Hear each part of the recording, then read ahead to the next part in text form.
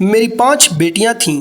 اس سال چھٹی بیٹی پیدا ہوئی تو میں نے اسے ایک بے اولاد جوڑے کو بیچ دیا اور خود دوسرے شہر چلی گئی۔ 20 سال بعد بیٹی کی یاد آئی کہ وہ جوان ہو کر کیسی لگتی ہوگی۔ تب میں فقیرنی بن کر بیٹی سے ملنے آ گئی اور اسی بنگلے پر پہنچ گئی جہاں میں نے بیٹی کو لاکھوں روپے میں بیچا تھا۔ میں مسکراتی ہوئی بنگلے کے اندر داخل ہو گئی، مگر سامنے بیٹھی عورت کو دیکھ کر میرا تو دماغ چکرا گیا، کیونکہ آج کئی سال بعد میں اپنی بیٹی سے ملنے اسی حویلی پر آئی تھی جسے میں ہمیشہ ہمیشہ کے لیے خیر بات کہہ گئی تھی۔ مجھے تو لگتا تھا یہ حویلی آج بھی پہلے کی طرح شان و شوکت سے کھڑی ہوگی، مگر اس کی خستہ حالت دیکھ کر دل کو کچھ ہوا تھا۔ سب سے پہلے مجھے اپنی اس بیٹی کا خیال آیا تھا جس کا نام بھی میں نہ رکھ سکی تھی اور اسے مالکن کی جھولی میں ڈال کر گئی تھی۔ گیٹ کے پاس پہنچی تو یہ دیکھ کر دنگ رہ گئی کہ گیٹ پر بڑا سا تالا لگا تھا۔ ایسا منظر تو میں نے کبھی خواب میں بھی نہیں سوچا تھا۔ میں رونے لگی تھی۔ پہلا خیال میرے ذہن میں یہی آیا تھا کہ کیا اب میں دوبارہ اپنی بچی سے کبھی نہیں مل پاؤں گی۔ میں رو رہی تھی جب محلے کا ہی ایک مرد میری جانب بڑھا تھا۔ وہ مجھے پہچان چکا تھا۔ کہنے لگا، ممتاز، تم اتنے سالوں بعد یہاں کیسے آئی ہو؟ میں یہ نہ بتا سکی کہ میں اپنی بچی سے ملنے کے لیے آئی ہوں۔ میں نے کہا کہ بیگم صاحبہ کی یاد آ رہی تھی، سوچا ان سے جا کر مل آؤں، مگر یہاں تو بڑا سا تالا لگا ہے۔ کیا یہ لوگ گھر چھوڑ کر چلے گئے ہیں؟ انہوں نے کہیں اور گھر بنا لیا ہے کیا؟ اس آدمی نے نفی میں سر ہلایا تھا۔ وہ کہنے لگا، نہیں نہیں، وہ کہیں بھی نہیں گئے، جہنمی لوگ اسی گھر میں رہ رہے ہیں۔ میں اس کی بات سن کر حیران ہوئی اور بولی، آپ یہ کیا کہہ رہے ہیں؟ وہ آدمی بولا، اچھا ہوا ممتاز تم اس گھر کا کام چھوڑ کر چلی گئی تھی، نہیں تو تم بھی آج ان کے ساتھ جرم میں پوری شریک ہوتی۔ میں بولی، کیسا جرم اور کیسا گناہ؟ اس نے کانوں کو ہاتھ لگایا تھا اور بولا، میں اپنے منہ سے بتاتے ہوئے ڈرتا ہوں، میرے گھر میں بھی عورتیں ہیں، ایسی بات منہ سے نکالتے ہوئے بھی اللہ سے ڈر لگتا ہے۔ میں نے وہ محلے والوں سے بات کی ہے، ہم اس گند کو اس محلے سے ہمیشہ کے لیے صاف کر دیں گے۔ ان کی غلط حرکتیں دیکھ کر ہماری بچیوں کے ذہنوں پر غلط اثر پڑتا ہے۔ وہ ہم سے اس گھر کے بارے میں سوال کرتی ہیں تو سر شرم سے جھک جاتا ہے۔ ابھی کچھ ہی دیر میں محلے کے تمام معزز افراد یہاں جمع ہو جائیں گے اور اس گھر کو ہمیشہ ہمیشہ کے لیے گندگی سے صاف کروا لیں گے۔ وہ مرد کوئی اور نہیں بلکہ میرے مالک کا ہمسایہ تھا۔ ہم اسے اعجاز صاحب کہہ کر پکارتے تھے۔ میں بولی، اعجاز صاحب، آپ کی تو ساری زندگی یہیں پر گزری ہے، آپ تو بیگم صاحبہ کو جانتے ہیں کہ وہ کتنی شریف ہیں، اب آپ یہ سب کیسے کہہ رہے ہیں؟ اس سے پہلے کہ وہ مجھے کوئی جواب دیتا، ہمیں کچھ مردوں کے بولنے کی آواز آنے لگی تھی۔ میں نے پیچھے مڑ کر دیکھا تو جوگ در جوگ لوگ اسی گھر کے پاس آ کر جمع ہو رہے تھے۔ آج بہت بڑا فیصلہ ہونے والا تھا۔ ہر کسی کے لبوں پر یہی بات تھی کہ آج اس محلے کا یہ گند ہمیشہ کے لیے صاف ہو جائے گا، یہ گنہگار لوگ یہاں سے چلے جائیں گے، نہیں تو ہمارے محلے پر ایسا عذاب نازل ہوگا کہ ہم سب غرق ہو جائیں گے۔ وہ سب لوگ غصے کا شکار تھے، مگر اس وقت میری حالت بہت بری ہو رہی تھی۔ میرا پورا جسم لرز رہا تھا، میری آنکھوں سے آنسو گر رہے تھے۔ میری نظروں کے سامنے میری اس ننھی سی بچی کا چہرہ گھوم رہا تھا جو فقط چند گھنٹوں کی ہی تھی، اور میں نے اسے اپنے وجود سے جدا کر کے مالکن کی گود میں ڈال دیا تھا۔ کیا میں نے اسے گناہوں کی دلدل میں پھینک دیا تھا؟ محلے کے مسجد کے امام صاحب آگے بڑھے تھے اور انہوں نے گھر کا دروازہ بجانا شروع کر دیا تھا۔ پھر انہوں نے بلند آواز میں کہا کہ سرفراز صاحب آ کر یہ دروازہ کھولیں، آپ کے خلاف محلے والوں کو کچھ شکایتیں ہیں، وہ آ کر دور کر دیں، نہیں تو آپ یہ گھر چھوڑ کر چلے جائیں۔ پیچھے سے ایک آدمی بولا، نہیں نہیں امام صاحب، ہم اس آدمی کو ایسے ہی اس محلے سے جانے نہیں دیں گے، بلکہ اس کو عبرت کا نشان بنا دیں گے، اس کے گھر والوں کو پتھروں کے ساتھ سنگسار کر دیں گے تاکہ آج کے بعد کوئی اس طرح کا گناہ اور جرم کرنے کا سوچے بھی نہ۔ امام صاحب نے کہا کہ چپ کر جاؤ، اگر تم لوگ مجھے یہاں پر بڑا بنا کر لائے ہو تو مجھے ہی معاملہ دیکھنے دو۔ میں دل ہی دل میں دعائیں کرتی جا رہی تھی کہ یا اللہ میری بچی اس گھر میں محفوظ ہو۔ بڑی دیر تک امام صاحب دروازہ کھٹکھٹاتے رہے تھے، مگر گھر سے کسی نے دروازہ کھولنے کی زحمت نہ کی تھی۔ تب ہی کچھ نوجوان آگے بڑھے تھے۔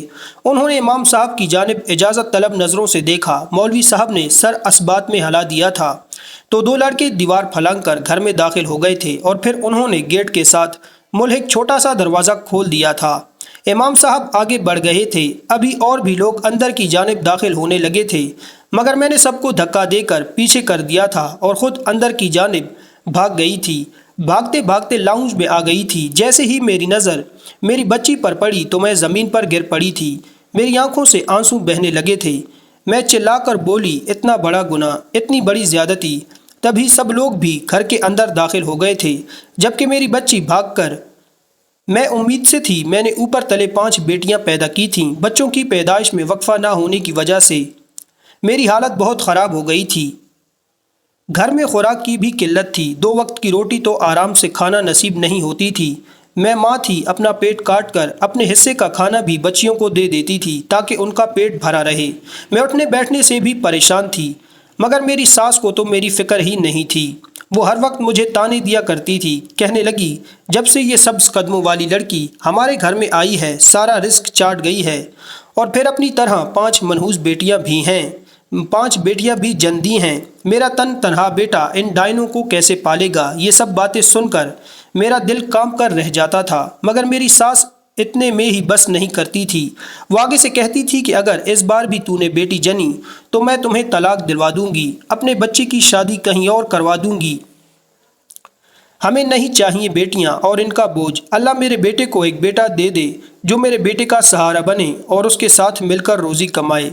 پہل تو جب میری ساس میرے ساتھ لڑتی تھی تو میرا شوہر بہت اعتراض کرتا تھا۔ وہ اپنی امی سے کہتا تھا کہ خدا را آپ ایسی باتیں نہ کیا کریں، ممتاز میری بیوی ہے اور اس کا خیال رکھنا میری ذمہ داری ہے۔ پہلے 2 بیٹیاں ہوئی تھیں تو بھی میرا شوہر اچھا تھا، تیسری بیٹی کی دفعہ میرا شوہر خاموش سا تھا، مگر اس نے کوئی بری بات منہ سے نہ نکالی تھی۔ چوتھی بیٹی کی باری، میرے شوہر نے اداسی سے میری جانب دیکھا اور کہنے لگا، کاش اس بار بیٹا ہو جاتا تو امی ہمیں تنگ نہ کرتی۔ میں اس کی باتیں سن کر سرد آہ بھر کر رہ گئی تھی، مگر جب 5ویں بیٹی پیدا ہوئی تو میرے شوہر کے ماتھے پر بھی بل پڑ گئے تھے۔ وہ کہنے لگا کہ میں تنہا کمانے والا ہوں اور میری ملازمت بھی اتنی اچھی نہیں ہے، میں دہاڑی دار مزدور ہوں، ایک دن کام مل گیا تو 2 دن کام کی تلاش میں پھرتا رہتا ہوں، میں اتنی بچیوں کا بوجھ کیسے برداشت کروں گا؟ اب کی بار جب میں حاملہ ہوئی تو میرا شوہر میرا حال چال تک نہ پوچھتا تھا، اسے مجھ سے کوئی سروکار نہیں تھا۔ پہل تو وہ مجھ سے پیار کرتا تھا، مگر جوں ہماری شادی کو عرصہ گزرتا گیا میرا شوہر بھی مجھ سے دور ہوتا گیا تھا۔ آج میری طبیعت بہت خراب تھی تو میں نے اپنے شوہر کا ہاتھ پکڑ لیا اور روتے ہوئے کہا، احسن تو ایسے کرتا ہے جیسے مجھے کبھی دیکھا ہی نہیں ہے۔ کیا میں تمہاری بیوی نہیں ہوں؟ کیا میں تمہارے بچے کی ماں بننے والی نہیں ہوں؟ میری ذمہ داری تم پر ہے، پھر تم ایسے کیوں کرتے ہو؟ تو میرے شوہر نے مجھے عجیب سی نظروں سے دیکھا اور کہنے لگا کہ ہاں، تم جب سے بیاہ کر اس گھر میں آئی ہو مجھ پر ذمہ داریاں اور بوجھ ڈالتی رہی ہو، کبھی جو تمہاری طرف سے خیر کی خبر آئی ہو۔ میں بھی انسان ہوں، میں بھی تنگ آ گیا ہوں، میں یہ سب برداشت نہیں کر سکتا۔ اس کی بات سن کر تو میرے حوصلے بالکل پست ہو گئے تھے۔ میں بولی، کیا برداشت نہیں کر سکتے؟ بچیوں کی پیدائش، اس میں میرا کوئی گناہ نہیں، یہ تو اللہ کا دین ہے۔ تو میرا شوہر کہنے لگا کہ بس بہت باتیں ہو گئیں، اٹھو جاؤ، میرا سر نہ کھاؤ۔ اب میرے شوہر کو نہ تو میری فکر تھی اور نہ ہی بچیوں کی۔ وہ خود تو باہر سے پیٹ بھر کے کھا آتا تھا، جبکہ اس کی ماں کے لیے اس کی شادی شدہ بہن کھانا دے جاتی تھی۔ وہ بھی اسی محلے میں رہتی تھی، پیچھے بھوکی رہ جاتی تھی، میں اور میری بیٹیاں۔ میں نے محلے میں ایک عورت سے کہا کہ اگر تمہاری نظر میں کوئی ایسا گھر ہو جس میں ملازمہ کی ضرورت ہو تو وہاں مجھے لگوا دینا، میرے گھر کے حالات اچھے نہیں ہیں۔ تو میری پڑوسن کہنے لگی کہ تم اس حالت میں کیسے کام کرو گی؟ تم تو خود امید سے ہو۔ میں نے کہا، میں کام کر لوں گی، تم اس بات کی فکر نہ کرو، بس میرے لیے ملازمت ڈھونڈ دو۔ میری پڑوسن نے حامی بھر لی تھی اور پھر اگلے ہی ہفتے وہ سچ میں میرے لیے کام ڈھونڈ لائی تھی۔ اس نے کہا، ایک بہت بڑی حویلی ہے جہاں پہ زیادہ لوگ نہیں رہتے، وہاں فقط 2 میاں بیوی رہتے ہیں، ان کی کوئی اولاد بھی نہیں ہے، تم ان کے گھر کام کر لیا کرو، تم پر زیادہ بوجھ بھی نہیں پڑے گا اور وہ تمہیں اچھا خاصا معاوضہ بھی دیں گے۔ میں نے فوراً حامی بھر لی تھی اور کہا، آج رات میں اپنے شوہر سے بات کروں گی، کل سے میں کام پر جانے لگوں گی۔ میری پڑوسن نے کہا، ٹھیک ہے، کل میں تمہیں اپنے ساتھ لے چلوں گی اور تمہیں مالکن سے ملوا دوں گی۔ میں شام کو اپنے شوہر کا انتظار کر رہی تھی، نہ جانے میرے دل میں یہ خیال بار بار کیوں آ رہا تھا کہ کیا پتہ احسن مجھ سے کہیں گے کہ تمہاری حالت ٹھیک نہیں ہے، تم کسی کے گھر کام کرنے نہیں جاؤ گی، تمہاری روٹی میرے ذمہ ہے، میں ہی سب کچھ پورا کروں گا۔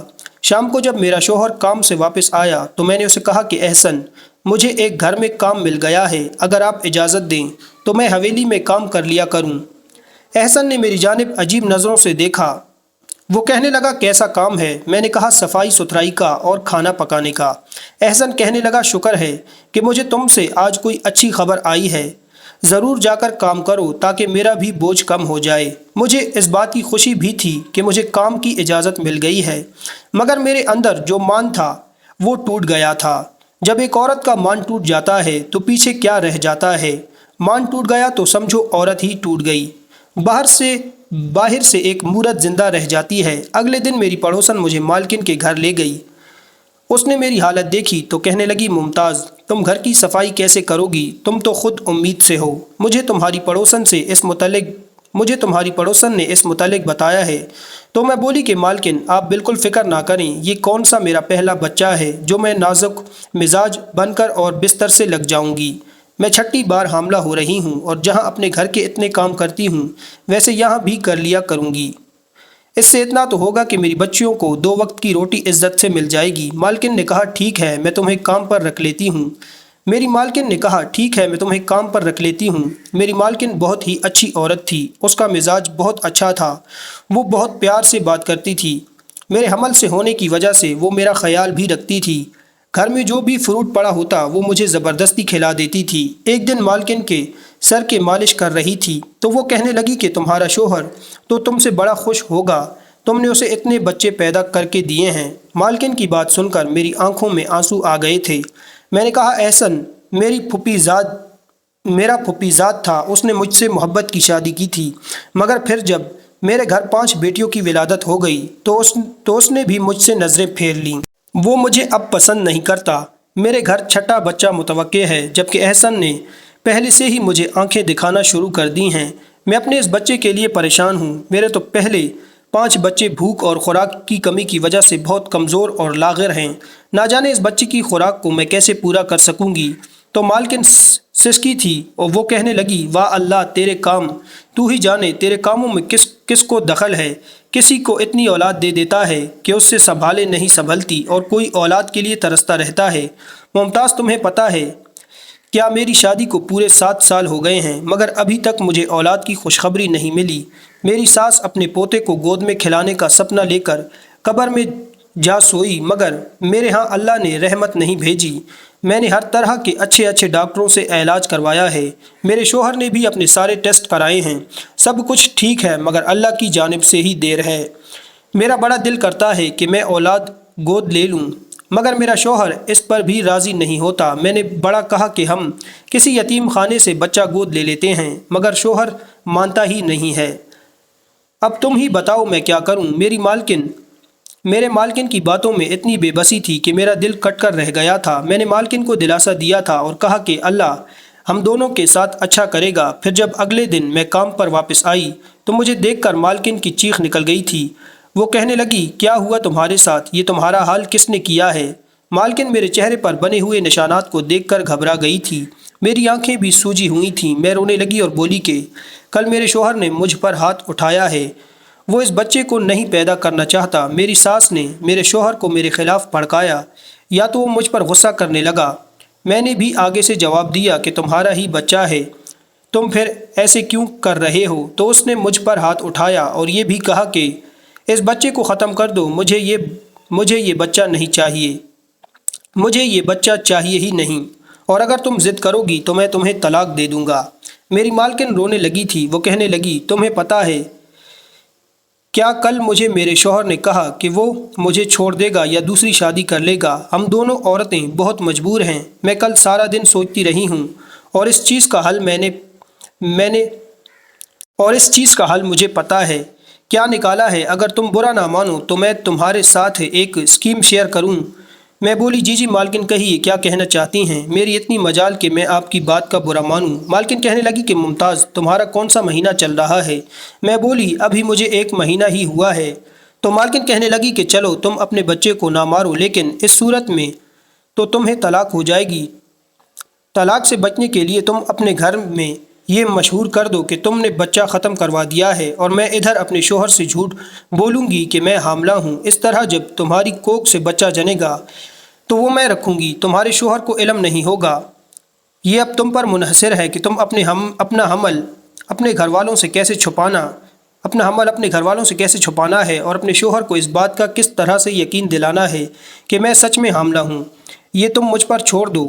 تمہارے ہاں بیٹی ہوئی یا بیٹا ہوا، جو بھی ہوا وہ تم میری گود میں ڈال دینا اور اس کے عوض میں تمہیں 20 لاکھ روپے نقد دوں گی، اور پھر تم یہ شہر چھوڑ کر چلی جانا۔ بولو تمہیں منظور ہے؟ اس طرح تمہارے ہونے والے بچے کی بھی جان بچ جائے گی، تمہارا گھر بھی نہیں اجڑے گا، اور پھر تم اپنی بیٹیوں کے ساتھ عیش و آرام سے زندگی گزار سکو گی، انہیں زندگی کی بنیادی سہولیات فراہم کرنے کے قابل ہو جاؤ گی۔ میری آنکھوں سے آنسو بہہ رہے تھے۔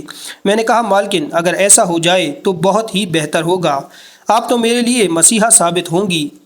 اس دن ہم دونوں غموں کی ماری عورتوں نے یہ فیصلہ کر لیا تھا کہ ہم یہ بات پوری دنیا سے چھپا کر رکھیں گے۔ میں شام گھر واپس گئی تو میرا شوہر صحن میں ہی بیٹھا تھا، اس کے تیور ابھی بھی کڑے تھے۔ وہ کہنے لگا، ہاں مجھے بتاؤ، تم نے کیا فیصلہ کیا ہے؟ مجھے رکھنا ہے کہ چھٹی بیٹی رکھنی ہے؟ میں نے اپنے شوہر کا ہاتھ پکڑ لیا اور اس سے کہا کہ میں تمہارے ساتھ رہنا چاہتی ہوں، کل ہی میں ہسپتال جا کر اس بچے کو ختم کر آؤں گی۔ تب کہیں جا کر میرے شوہر کا مزاج بہتر ہوا تھا، میری ساس بھی بڑی خوش ہو گئی تھی، لیکن میں اندر سے ٹوٹ کر رہ گئی تھی۔ اب جب بھی میں کام پر جاتی تو میری مالکن مجھے کام نہ کرنے دیتی، بلکہ سارا دن کہتی کہ تم آرام کرو کیونکہ تمہاری کوکھ میں میری امانت پل رہی ہے، اور پھر زبردستی مجھے کھانا بھی کھلا دیا کرتی تھی۔ پھل فروٹ تو وہ ہمیشہ میرے لیے تیار ہی رکھتی تھی۔ مالکن نے گھر میں ایک اور ملازمہ رکھ لی تھی جو کام کاج کرتی اور مجھے آرام دیا جاتا۔ مہینے کے آخر میں مالکن میرے ہاتھوں پر تنخواہ بھی رکھ دیا کرتی تھی۔ یہ 9 ماہ بڑے اچھے گزر گئے تھے، مجھے میرے کسی بھی حمل کے دوران اتنا آرام نہیں ملا تھا۔ یہ تو مالکن کا بڑا پن تھا کہ وہ میرا اتنا خیال رکھ رہی تھی۔ میری صحت بھی بہت اچھی ہو گئی تھی۔ مالکن نے مجھ سے کہا تھا کہ تم آج کل اپنی گھریلو ٹینشن سے بھی دور رہو، اگر تمہارا شوہر تمہارے ساتھ لڑتا ہے تو بھی اس کے متعلق مت سوچو۔ تو میں مسکرا دیتی اور کہتی کہ ایسا کیسے ممکن ہے؟ جب میرے بچے بھوکے ہیں تو میں کیسے ٹینشن نہ لوں؟ اب مالکن میری بچیوں کے لیے بھی کھانا بھیجنے لگی تھی۔ شوہر کا مزاج اب قدرے بہتر ہونے لگا تھا کیونکہ اس کا خرچہ جو گھٹ گیا تھا۔ میں مالکن سے پوچھتی کہ مالک کا رویہ اب آپ کے ساتھ کیسا ہے؟ کیا وہ دوسری شادی سے باز آ گئے ہیں؟ تو مالکن کے چہرے پر اداسی پھیل گئی تھی۔ وہ کہنے لگی کہ ہاں، میرا شوہر دوسری شادی سے تو باز آ گیا ہے، لیکن چپ چاپ سا رہتا ہے۔ شاید اسے امید نہیں تھی کہ میں اسے اولاد کی خوشخبری دوں گی۔ لگتا ہے میں نے اس کے ارمانوں پر پانی پھیر دیا ہے۔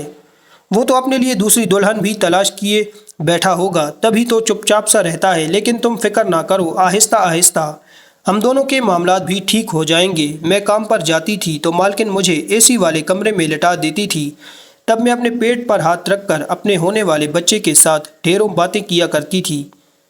میں نے اسے اپنی مجبوری بتائی تھی، اسے سمجھایا تھا کہ مجھ سے نفرت نہ کرنا، تمہاری ماں مجبور ہے، تو تم جیسے ہی پیدا ہوگی میں تمہیں غیروں کے ہاتھوں میں سونپ کر چلی جاؤں گی۔ لیکن فکر نہ کرنا، یہ جو عورت ہے یہ غیر نہیں ہے، یہ تم پر جان نچھاور کرے گی۔ لگتا ہے میں نے اپنی بیٹی کے ساتھ جو وعدے کیے تھے وہ جھوٹے نکلے تھے، کیونکہ آج جب میں گھر میں داخل ہوئی تو عجیب ہی منظر دیکھا۔ میری بیٹی مالک کے ساتھ جڑ کر بیٹھی ہوئی تھی، جبکہ جو مالکن تھی وہ تو گھر کے کام کاج میں مصروف تھی۔ مالک کے الفاظ میری سماعت میں گونجے تھے۔ وہ کہہ رہا تھا، نازش، میں تم سے بے تحاشا محبت کرتا ہوں۔ جب سے تم سے شادی ہوئی ہے میری تو دنیا ہی بدل گئی ہے۔ میں چیخ پڑی تھی اور بولی تھی کہ یہ تو سراسر گناہ ہے۔ تب تک باقی لوگ بھی گھر میں داخل ہو چکے تھے۔ ایک آدمی نے آگے بڑھ کر مالک کو گریبان سے پکڑ لیا تھا اور کہنے لگا، یہ کیا بےہودگی ہے، یہ کیا بے شرمی ہے، تم اپنی بیٹی کے ساتھ شادی کیسے کر سکتے ہو؟ میرا دماغ گھوم رہا تھا، ایسا لگتا تھا ابھی چکرا کر گر جاؤں گی۔ امام صاحب آگے بڑھے تھے، انہوں نے مالک سے کہا کہ تم مجھے سچ سچ بتاؤ کہ تم پر محلے والوں نے جو تہمت لگائی ہے کیا وہ سچی ہے؟ کیا تم سچ میں اپنی بیٹی سے نکاح کر چکے ہو؟ یہ لڑکی تمہارے نکاح میں ہے؟ تو مالک نے اس بات میں سر ہلا دیا تھا۔ اس نے کہا، ہاں میں اس لڑکی کے ساتھ نکاح کر چکا ہوں۔ مگر میری بات سنیں، مالک کی بات بھی ابھی مکمل بھی نہیں ہوئی تھی کہ کچھ لوگ آگے بڑھے تھے، انہوں نے مالک پر حملہ کر دیا تھا۔ مالک نے اپنی جان بچانے کے لیے کہا کہ میری بات سنو، یہ میری بیٹی نہیں ہے، یہ میری لڑکی میری بیوی نے گود لی تھی۔ تب امام صاحب کہنے لگے کہ لے پالک بیٹیوں کے ساتھ بھی نکاح جائز نہیں ہے۔ تو نے کیا کیا ہے؟ تم نے غلط کیا ہے۔ میں بھی تھر تھر کانپ رہی تھی، جبکہ میری معصوم سی بیٹی بھی سامنے کھڑی گھبرائی سی لگتی تھی۔ مالکن آگے بڑھی اور کہنے لگی کہ امام صاحب آپ میری پوری بات سنیں۔ امام صاحب کہنے لگے، ہاں بیٹی تم بتاؤ کیا سچ ہے اور کیا جھوٹ؟ مالکن بولی کہ میں شادی کے 7 سال بعد بھی اولاد پیدا نہیں کر سکی تھی تو میرے شوہر نے مجھے دوسری شادی کی دھمکی دی تھی، اس لیے میں نے اپنی ملازمہ سے اس کی بیٹی لے لی تھی اور یہی کہا تھا کہ یہ میری اپنی بیٹی ہے۔ یہ ملازمہ آپ کے سامنے کھڑی ہے، اس سے پوچھ لیجیے۔ میں نے اس بات میں سر ہلا دیا اور بولی کہ ایسی ہی بات ہے۔ تب مالکن کہنے لگی کہ میں نے اپنے شوہر کو بتایا کہ میں حاملہ ہوں، مگر میرا شوہر خوش نہیں ہوا تھا۔ جس روز یہ بچی میری گود میں آئی اس دن میرے شوہر نے مجھ سے کہا کہ میں تمہیں ابھی کے ابھی طلاق دے کر گھر سے نکال دوں گا، نہیں تو مجھے سچ سچ بتا دو یہ کس کی بیٹی ہے۔ میں نے اپنے شوہر کو یقین دلانے کی کوشش کی کہ یہ میں نے ہی جنی ہے۔ تب میرا شوہر کہنے لگا کہ میں تو بانجھ ہوں، میں تو اولاد پیدا کر ہی نہیں سکتا، پھر یہ کس کی بیٹی ہے؟ تم نے کہاں منہ کالا کیا ہے؟ یہ بات سن کر تو میں گڑبڑا گئی تھی۔ میں بولی کہ میں نے کہیں بھی منہ کالا نہیں کیا، بلکہ یہ بچی میں نے ملازمہ سے لی ہے، اس کو میں اپنی بیٹی بنا کر رکھوں گی۔ امام صاحب اس وقت اتنا پریشان تھی کہ میرا جھوٹ میرے شوہر کے سامنے آ گیا تھا تو اپنے شوہر سے نظریں ملانے کے قابل نہیں تھی۔ وہ مجھے اٹھتے بیٹھتے اس بات کے تانے مارتا تھا کہ تم اس قدر مکار عورت ہو کہ 9 ماہ تک میرے سامنے مکاری کی کہ تم حاملہ ہو۔ میرے شوہر نے مجھے تانوں کے نیچے دبا دیا تھا، اس نے تو مجھے اس بات کا احساس بھی نہیں ہونے دیا کہ وہ خود بانجھ ہے، اس میں کتنا بڑا عیب ہے، مگر وہ اپنا عیب چھپا لیا کرتا تھا۔ شادی کے بعد اس نے ہمیشہ مجھ سے اولاد کا تقاضا کیا تھا، میرا دھیان کسی اور جانب گیا ہی نہیں اور مجھے شوہر کی حقیقت پتہ چل گئی تو اس نے مجھ پر مکاری کا الزام لگا دیا۔ میں خود کو پارسا ثابت کرتی رہی، مجھے تو پتہ ہی نہیں تھا کہ میرا شوہر مجھ سے میرے جذبات کے ساتھ کھیل رہا ہے۔ میرے شوہر نے مجھے صاف صاف کہہ دیا تھا کہ وہ اس بچی کو گھر میں نہیں رکھے گا۔ محلے والوں کی نظر میں تو نازش میری ہی بیٹی تھی اور میرے ہی ساتھ رہتی تھی، مگر ایسا نہیں تھا۔ نازش کے لیے میں نے الگ سے ملازمہ رکھی ہوئی تھی، نازش اس کے ساتھ سرونٹ کوارٹر میں رہتی تھی۔ ان سالوں میں کبھی بھی میرے شوہر نے اس لڑکی کو نہ تو دیکھا تھا اور نہ ہی باپ والا رویہ رکھا تھا۔ میں بھی اس بچی کی ماں نہ بن پائی تھی، بس پورے دن میں 1 آدھ گھنٹے کے لیے اس کے پاس چلی جاتی تھی۔ میرا شوہر اب بھی میرے ساتھ بہت برا تھا، وہ مجھے دیکھ کر طنزیہ ہنس دیتا اور کہا، میرے سامنے تم نے نقلی حمل کا ناٹک کیا ہے اور نہ جانے کیا کچھ کرتی رہی ہوگی، نہ جانے میری ناک تلے کتنے عشق لڑائے ہوں گے۔ میں تو ان باتوں میں ہی الجھ کر رہ گئی تھی، کبھی پلٹ کر سوال کرنے کا خیال ہی نہ آیا کہ جھوٹے انسان تو تم ہو، تم نے میری جوانی رول دی، بانجھ خود تھے اور اولاد مجھ سے مانگتے تھے۔ خیر جب نازش 17 برس کی ہو گئی تو ایک دن وہ میرے پاس آئی تھی، تب میرے شوہر کی نظر اس پر پڑی۔ وہ پورا سال خاموش رہا، کچھ نہیں بولا، مگر جب وہ 18 برس کی ہو گئی تو میرے شوہر نے میرے سامنے طلاق کے کاغذات رکھ دیے تھے۔ کہنے لگا طلاق دے دوں گا، نہیں تو میرا نکاح نازش سے کروا دو۔